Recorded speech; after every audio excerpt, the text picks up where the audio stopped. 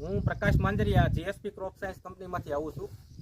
હાલ આપણે વિજપડીની બાજુમાં એક સાપરી ગામ આવ્યું છે. ત્યાં આપણે એક ડેમો કરાવેલો હતો જીએસપી કંપનીની એલિમેન્ટ દવાનો.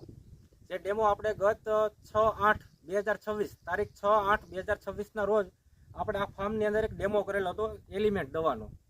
આ પ્લોટની અંદર કાળી ફૂગની થોડીક અસર હતી, જેના લીધે થોડોક છોડવામાં સુકારો ને એવું આવતું હતું.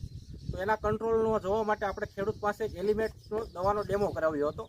તો એ ખેડૂત પાસેથી આપણે થોડીક વિગત લઈએ કે આ દવા વાપર્યા પછી એને કેવું કેનું રિઝલ્ટ મળ્યું છે અને શું આનાથી કઈ રીતે પ્રભાવિત થઈ છે માંડવી તે.